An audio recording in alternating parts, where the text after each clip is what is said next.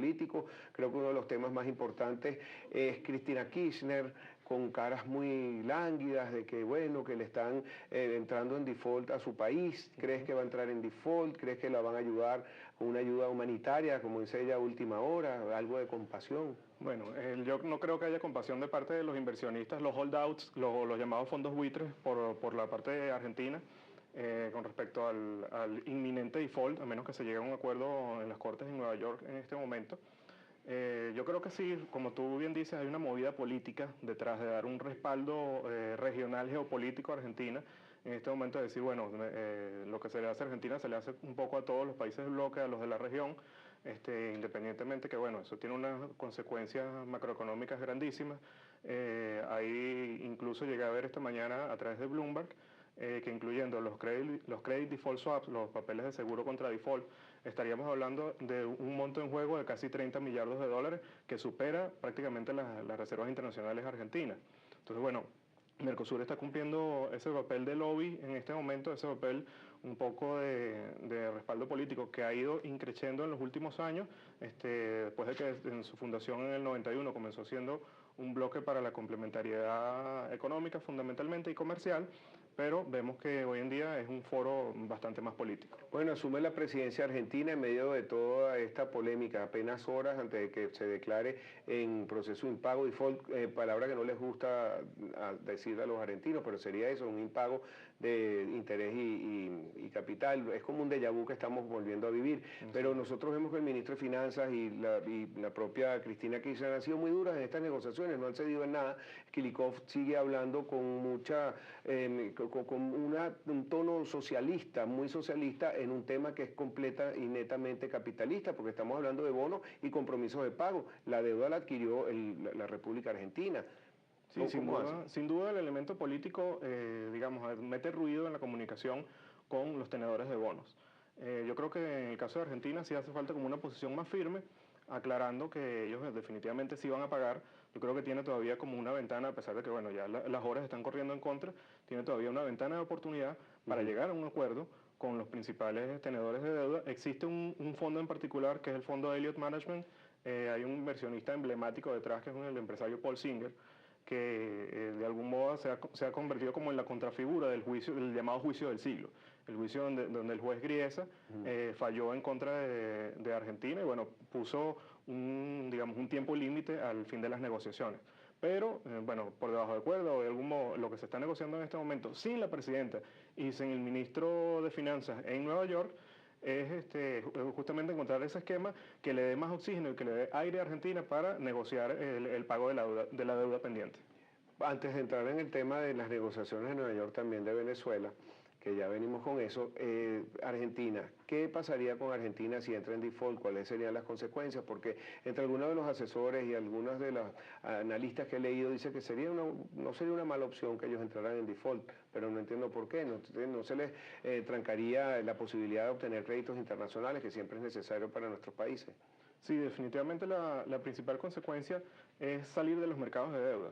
Es decir, incluso puede existir una medida que afecte ese monto de casi 30 millardos de dólares de recursos, considerando que saldrían de circulación y tendría posiblemente la obligación legal de cancelarlos al momento si así se lo exigen. Ese es digamos, el principal peso económico que enfrentaría Argentina y que es superior a los fondos resguardados en sus reservas internacionales. Pero en lo inmediato, en el día a día, digamos, quizás no se sienta para el argentino de a pie de una vez el efecto del default. Más allá de eso, de un tema reputacional, ya Argentina ha pasado por default en otras ocasiones, bueno, y ha logrado salir de algún modo.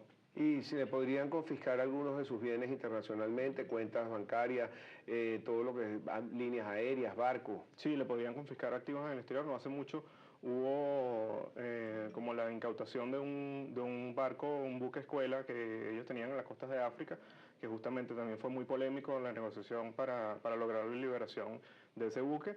y bueno, igualmente podría pasar con otros activos argentinos en el exterior. Ok, hablando un poco de Venezuela, la semana pasada había un roadshow que estaba programado por el ministro Ramírez, también vicepresidente del área económica de Venezuela, un roadshow donde se iba a lograr, a buscar financiamiento para Venezuela. Un roadshow así se denomina cuando uno va y visita a distintos bancos. Creo que el que lo está manejando, habían dicho que era Citi, pero que es Lazard, que es uno de los que está, el Lazard Frères, que es el que está, de alguna manera, también lo dijo Jordania en su carta, que era el que estaban los franceses que estaban asesorando al gobierno. Pero parece que también volvieron a decir que no iba a la reunión que iba a hacer esta semana.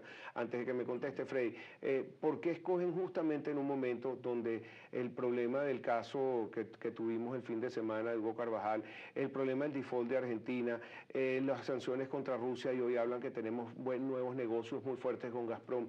¿Cómo pedir uno en este momento ayuda de un país y también algunos bancos que a lo mejor no les va a gustar esta situación? ¿No te parece que no debe ser el mejor momento para negociar? ¿Será por eso que han cancelado estas reuniones?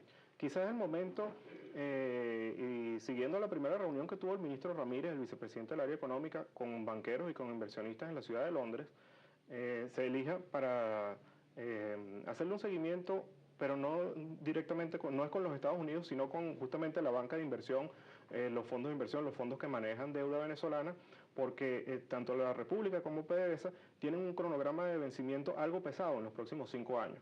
La idea de Ramírez es hacer un reperfilamiento de los pagos de deuda para bajar el peso que tiene que enfrentar tanto PDVSA como la República.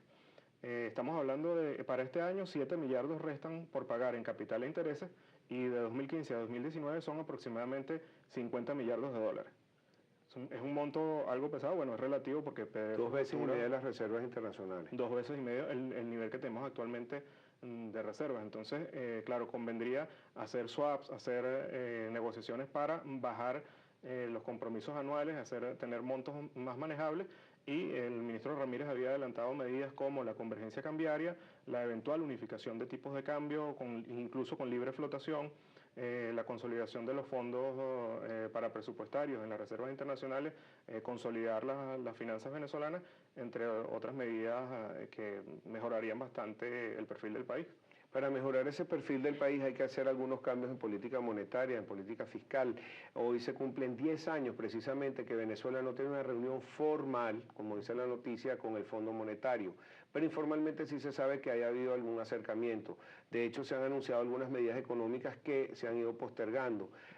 ¿Tienes información? ¿Sí se está llevando a cabo reuniones informales con el fondo? ¿Qué medidas podrían ser las que se tomen, que ya no van a ser como estilo paquete, sino podrían venir una a una para no ser tan fuertes sobre el venezolano, sobre el bolsillo del venezolano? Fíjate que desde la web de interlaces.com, somos un sitio web de análisis, hicimos la consulta alrededor de este tema álgido para la economía venezolana. Realmente una fuente, un vocero autorizado del Fondo Monetario, nos sacó de toda duda con respecto a que no hay contactos oficiales entre Venezuela y el fondo en estos momentos, más allá de los rumores de que si había una misión técnica del fondo trabajando en el Banco Central. Eso fue desmentido por el Fondo Monetario, lo publicamos en la web en medio del análisis de esta temática, y conseguimos también que el fondo ha actualizado a través de reuniones internas el tema de Venezuela. O sea, sí se ha revisado, se ha analizado el caso venezolano puertas adentro del Fondo Monetario, pero ellos no admiten una reunión formal, un contacto abierto, reconocido con ninguna autoridad venezolana. Muy interesante. También quería saber sobre Citgo, porque hay fuertes rumores de que se estaría vendiendo. Y ya que estamos hablando de Citgo, parece ayer salió una noticia que dice que dio unas utilidades de pérdida, 67% de pérdida.